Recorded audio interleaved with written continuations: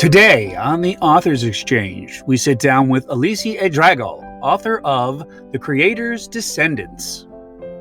Yes. Yeah, born in Poland. Rio de Janeiro. She's living in Poland. She's writing for the Japanese and the Indians. And tapped into this thing, which I think is just so fascinating, with web novels transitioned into print novels. Just fascinating. I'm so glad that you came on the program. About it. And I hope also not only my story and my background, but also other authors can be inspired by that. The most important message I would pass is that if you have a story and you want to tell it, just go and tell it. The Authors Exchange.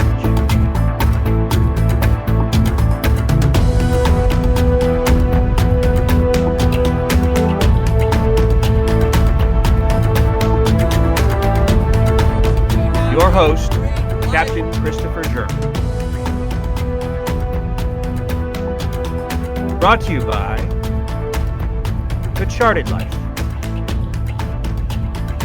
And sponsored by Whither We Tend, a novel by Captain Christopher German. Welcome to The Authors Exchange.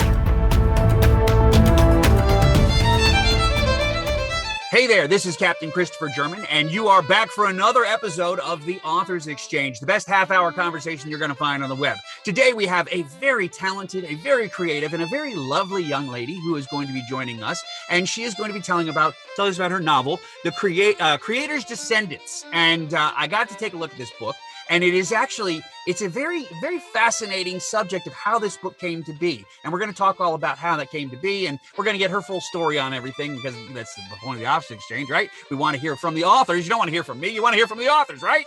So, without further ado, let me tell you a little bit about her, and then we'll have her tell you about the books. All right. Her name is Alici Edragal, and she's wearing the pseudonym of Alici Edragal, but she is a writer that started the epic fantasy project, The Creator's Descendants, as a web novel, which is now published on ebook and paperback format. The author published in the past materials in her native language. The Creator's Descendants is the first series written primarily in English. If I could manage English today, that'd be nice too, wouldn't it? Creating the challenge of exploring the new writing technique in a different language. She was born in Rio de Janeiro and is currently based in Poland. When not writing, she can be found with her pets, playing piano and violin, and reading a book. Now, without further ado, please let me introduce you to the very lovely, the very talented, and the very copiously written Alici Edragal. Alici, tell us about your book. Hello. Yes, first of all, I'm very happy to be invited here today to talk about my book. I really love this channel, so yes, it's a pleasure for me to be one of the authors that were invited. Basically, my book was something that I started writing when I was only 14 years old. And later on, now when I'm an adult, I decided to pick it up, this project, rewrite it in English, and start publishing. So this is a fantasy novel, a book that was based also in several different fantasy novels that I was reading in the past. And it's focused on one girl, so it's written on the first person. And it's focused on this young lady that had a lot of challenges passed on her life. She had very harsh beginning, and the readers would see this on the book. But at the same time, she takes a journey to discover herself. So she starts understanding who she is in this fantasy world and what are the origins of her powers, because she's not just a normal lady. She's someone who is descendant of the creators. So this is also why you have this title of the book, The Creator's Descendants. Well, and she is God's own child in a lot of ways, from what I could tell from the novel. And there's a number of people in this world that have similar powers, but you really you base a lot of it in, I think, with naval and there's very physical aspects of this that are centered in the realistic world of this planet, but then you superficially impose on top of that these fantastical people that have special powers, and that's why this one in particular, this girl is put upon is because everybody knows that she has these powers. Is that correct? More or less. Let's say that this world is passing on a place that you have a huge continent and several islands, and the journey takes place within both. And this girl in the very beginning, she's imprisoned for a reason that she doesn't know why. So she doesn't know who she is and what powers she has. But at the same time, in this world, there is a whole legend about these descendants of the creators. So if we come back thousands of years on this story, this continent that's called Eberron was blessed by the gods in the past, and the humans were created and gathered their knowledge from the gods. After that, all the gods left the world, but some remains of their magic stayed there. And two people that were called the Descendants, so they were the people who were closest to these creators, and they had this kind of powers. At the same time, of course, there are other characters that they are not what we would call the normal humans, because they were also affected by these traces of magic that were left in this world. Well, and this is a young adult novel, but I think it's a very sophisticated young adult novel in a lot of ways. Do you envision if there was going to be a time frame for this book? In some ways, I see it as being very, very based in history. I kept getting illusions of Oedipus and Ulysses and all these ancient Greek things happening with the sailing and with the navies and all that kinds of stuff. But then I also got the hint that it's kind of a sci-fi thing going on here as well, and maybe very futuristic. Where do you envision this? Is this before or after modern day, do you think? I would say it's in the before, because you can see that there is no technology on this world, but also because this world was based on magic. You have their own technology that's created from the magic. So it's somewhere in the past where there is no development of cars, of trains, or something like that. So that's why people are usually traveling by ships, by boats. And also they are using some kind of magical stones that it's giving powers. So let's say that the ships are not just moving with the power of the wind, but they are using also these magic stones for this movement of the boats, in this case of the book. So it's somewhere in between the past and it's very, very specific. it's either past, present, or future. It's one of those, right? We haven't decided which, right? Yes.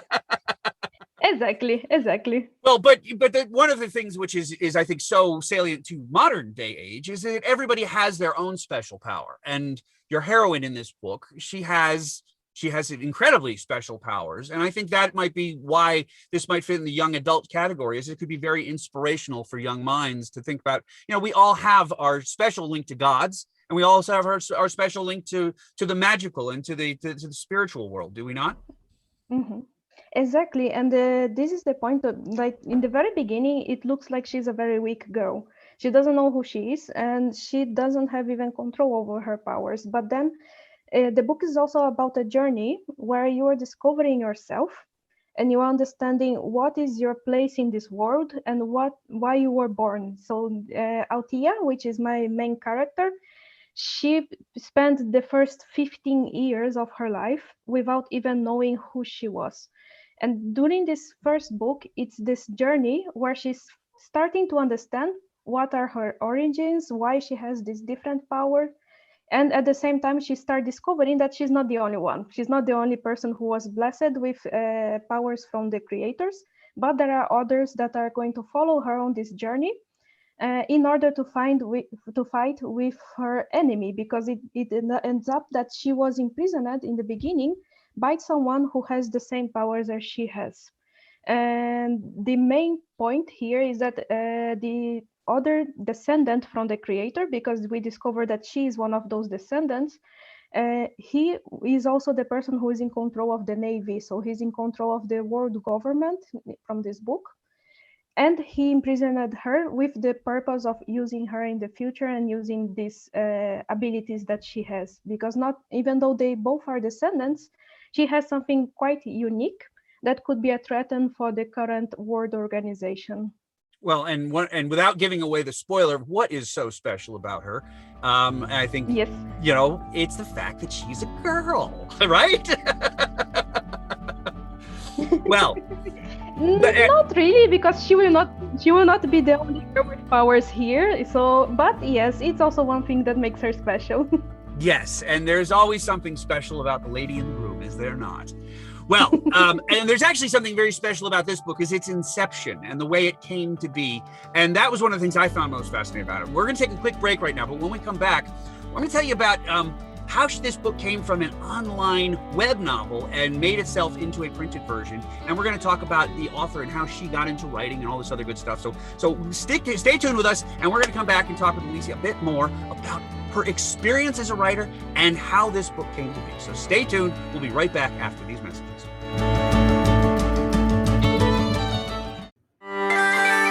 Coming up on the Authors Exchange, we sit down and speak with Carol Mondragon, author of The Key to Clonicle. But on this 200-year-old property, in this the back of this cottage, there is a hawthorn grove, and within that hawthorn grove, there is what the locals tell me is a fairy fall. Just the beauty of Irish mythology. Mythology and folklore are still so very much alive right off of it. And he said, "Oh, I can't touch that now. It's a fairy tree, don't you know?" And I said, "Well, what does that mean? Why can't you cut it down?" "Oh, sure, it would be bad luck to cut it down." He didn't tell you the other part of why he won't cut that tree down is it's really hard work. And he doesn't want to do the hard work to cut the tree down. Yes. Access all the episodes, including this one, ad-free on our Patreon page. And make sure you stay tuned for our new segment, 10 Questions. I have 10 questions to ask. And the reason why we develop these questions is because we want to know you as an author and where you come. And let me read you the first question. You'll see where we're going to go with this, okay? Number 1, your favorite author. Oh, I can tell you that right now. Available wherever you find podcasts and YouTube, and now on Patreon, ad-free, for our supporters. The Authors Exchange.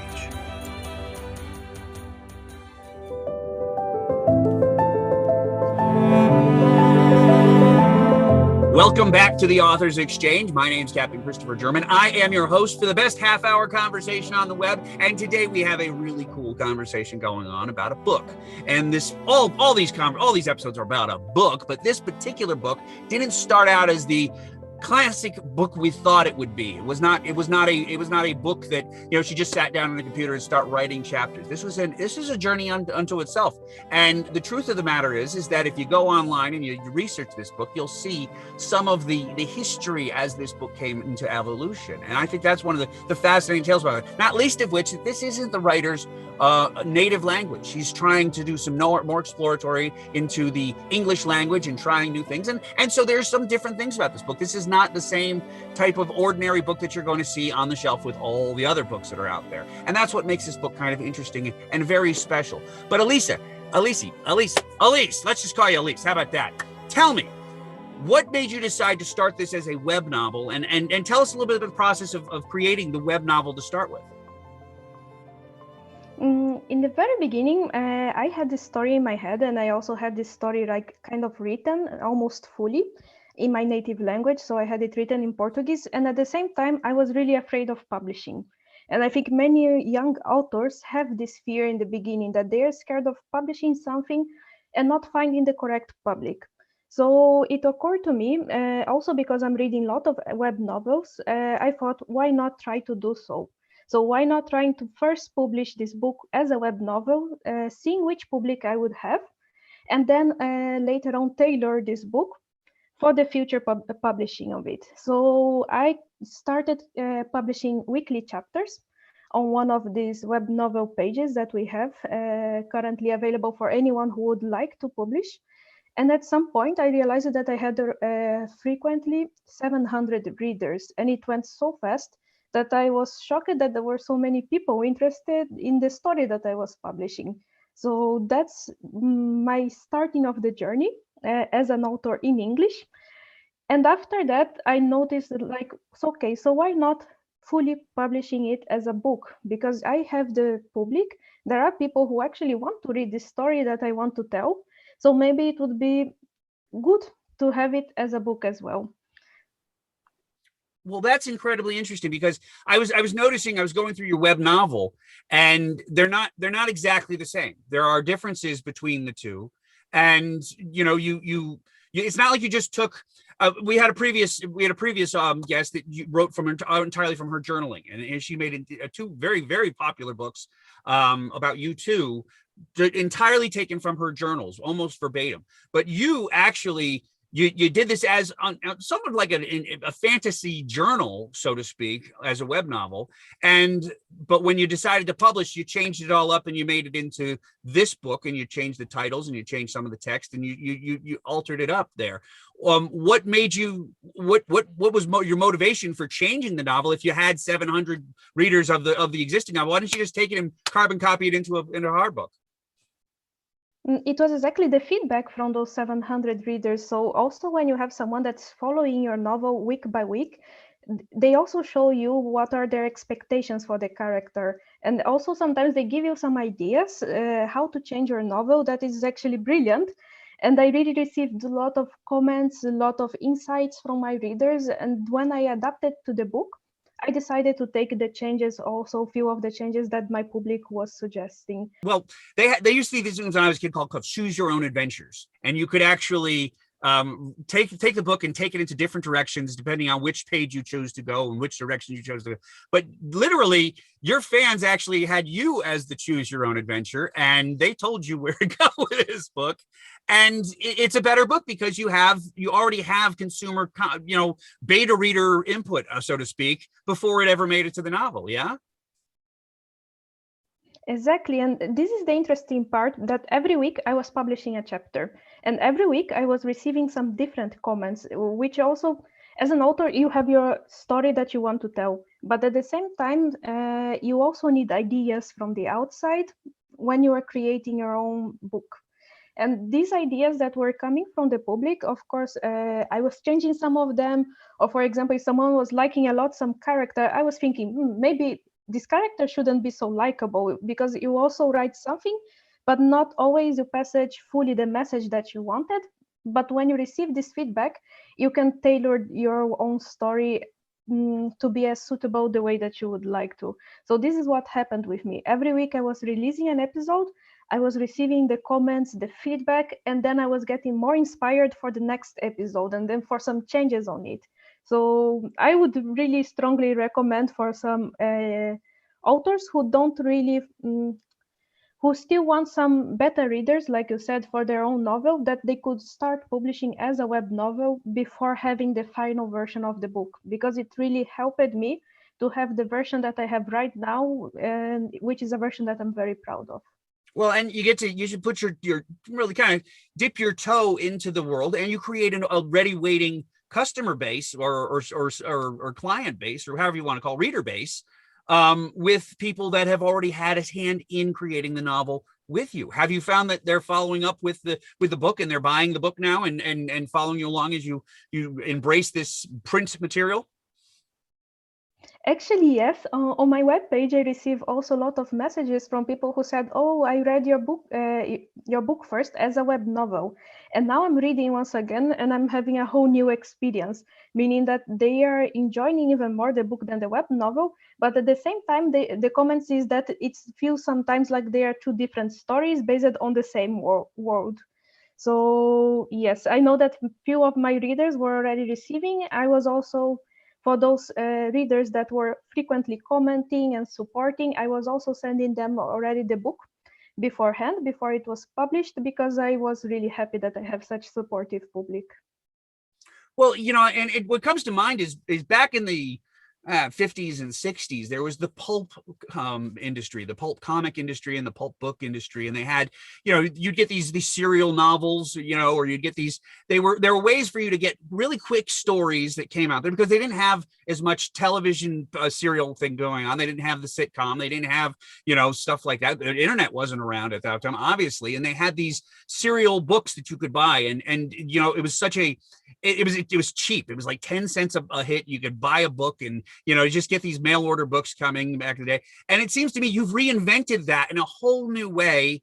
And quite frankly, it seems very successful, especially with 700 views of a chapter, on the web version, and translating that into a print version. I didn't know, not so much a how, but how do you feel about all that? I mean, you're carrying on a history of literature that I think is just so cool. Yeah, I'm very happy, I can say, because like I said in the very beginning, I didn't expect that I would have so many people interested in reading such book or such kind of completely different fantasy world. Because nowadays we have a lot of books also based, for example, on vampires or like these young adult books that they look very similar to each other. And when I was writing my book, it was something completely out of the normality, I would say this way. But then at the same time, it's like I said, it's very nice to have these people that are supportive, and it's completely different world than what we had 50 years ago or even 20 years ago. When we have the power of internet here, many people are already changing the normal paper books to the ebook side. Yes, and now there are people who are even more interested in these web novels, which is coming these chapters every week. Sometimes it can be daily chapters, and I'm trying also to adapt myself to this new world and to the new readers, especially the young adult public. They are more on the internet, yes, more on their computers, on their telephones or tablets, than with a book in their hands. But it doesn't mean that they don't want to read. It's just that they are using a different source to get their material from.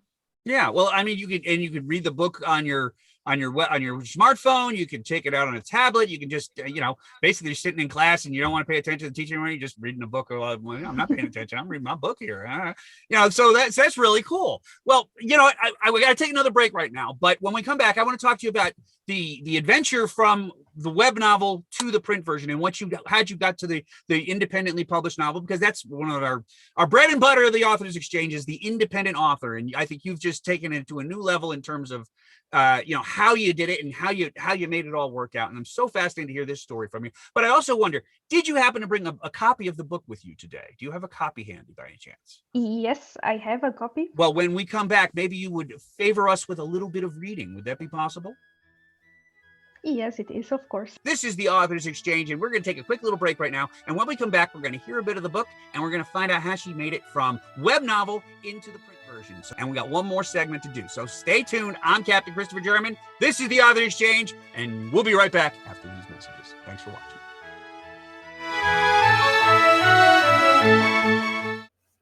Do you remember what life was like before COVID-19? This is what book clubs used to look like. But because of COVID-19, maybe we all feel a bit more like this now. Thanks to Zoom, we can do all kinds of good stuff right now. We can have video conferencing and we can go all over the world just because of internet. I'm looking for book clubs, whether you meet in person or virtually, to join me for the Authors Exchange podcast, where we talk to authors. I'll bring the authors and I'll host the Zoom calls.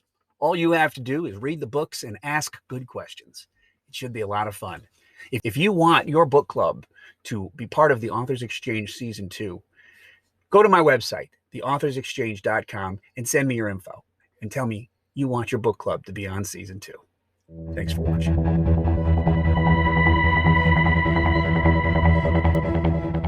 Welcome back. This is Captain Christopher German, your host du jour for the Authors Exchange, the best half-hour conversation you're going to find on the web. And today we're talking with Alici Edragal, and she is the author of The Creator's Descendants. And one of the cool things about this book is before it was a book with the paper and everything like that, it was a web novel. And that is a mechanism which I think a lot of the indie authors, particularly if they're not terribly confident about just dumping 500 pages on the world, if they could just put a few pages together and put a few things out there that would potentially have an authorship or a readership, I should say. Am I summing that up correctly now? You are summing up correctly. Yes, that's exactly how I was doing. I was releasing one chapter per week. And after each chapter, I was receiving some more readers.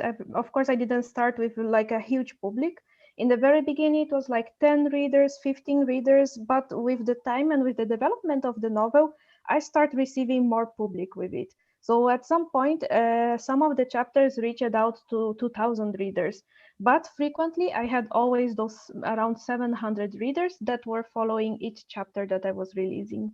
Now, in terms of coming up with the print novel, did you base your decision on what would make it into the print novel versus just stay into the web version based upon the number of viewers or the number of readers that you had for that particular like if you have 25,000 viewers, that has to be in the printed version, Or versus those they maybe only had 200 or 300 viewers, you left that stuff out. Did you do that? It was a mix of that, but also a mix of the opinion of those constant readers, because it's easy that you have one chapter with 20,000 viewers, but to keep those 20,000 viewers, you also have to have some magic on your book that's catching the public attention. And this is exactly the magic that I try to grab from the web novel and then put on the paper book.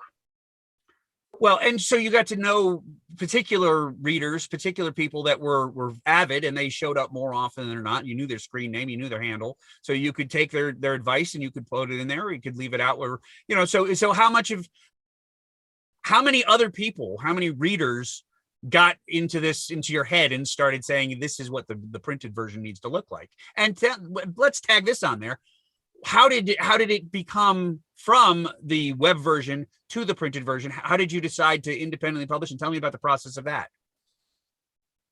Let's say it was not so easy, because when I decided that I wanted the printed version, I was basically getting each chapter that I had released previously as a web novel and rewriting everything once again. Well, let's see that book. Pull it up here so we can see what the paper copy looks like. Yes.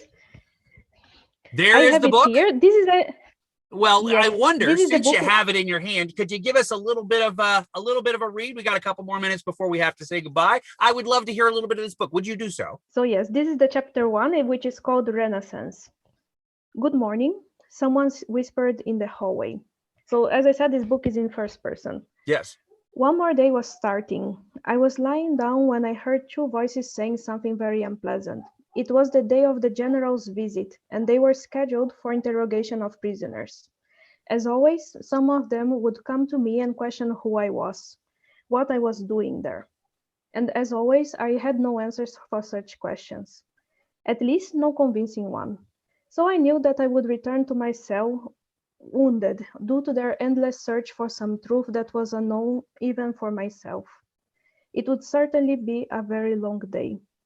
Not that I was not yet used to this type of treatment, but the pain would be an extra nonsense that I was not welcome. So this was the introduction from the book, which doesn't really give you yet the information of, okay, what's going on? Who is this person? Like, there is a first person reading, but you don't have information of anything of this character. But what we did get is we got a little taste.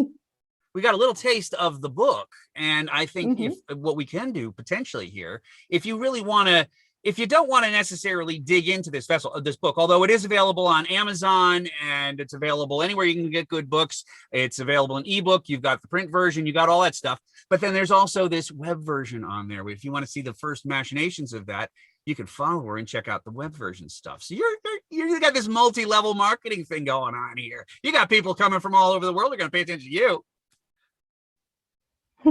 Exactly. And this is the funny part, because the biggest public that I have, it comes from Japan, which was totally unexpected for me. Really? India, USA, UK, and Poland. So USA and UK, okay, it's expected because it's published in English, but at the same time, I have huge public in Asia, which I didn't expect at all.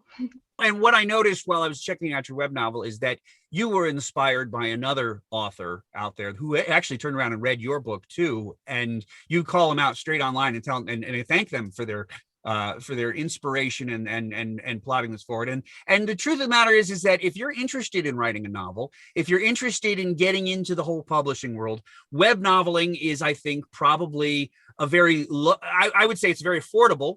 And it's a very easy way to do it, and it's a very safe way to do it. And quite frankly, it makes you a better writer because you get the feedback from your readers almost immediately, correct?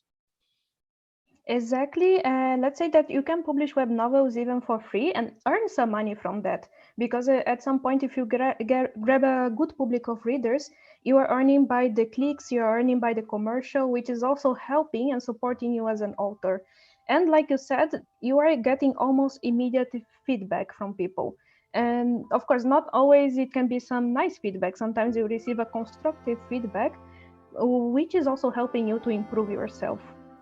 Well, and that's the name of the game, is it's independent publishing and finding new ways to get your words out there and get your thoughts out there and share your stories. And Alici, thank you so much for sharing your story. Thank you very much for inviting me today. It was a pleasure to be here with you. Well, it is our pleasure indeed, and it is your pleasure, I hope, that you're part of this process and the learning process of becoming an author and becoming an independent author and publishing and all these kinds of good things. That's the purpose of this podcast, is to get your thoughts out there and take advantage of this massive thing that's going on in independent publishing right now. I hope you've enjoyed this episode, and if you'd like to join us on this program, all you got to do is send an email to info@thechartedlife.net. Give me a link to your book when you send me there and say, I want to be on the podcast, and we'll get you on the podcast too, because telling these stories is just too much fun. I'm Captain Christopher German. I am your host of the Authors Exchange. We do this every week on Fridays at noon Eastern Standard Time, and hopefully you'll tune in next week when we'll have a whole nother kind of story about cool things like what Alici has done. Alici, thank you for joining us. Thank you once again, and I wish you all and everybody that is listening to have a great day ahead. And once again, don't be afraid of publishing. Publish, publish, publish. Thanks for watching the Authors Exchange. We'll see you again next week.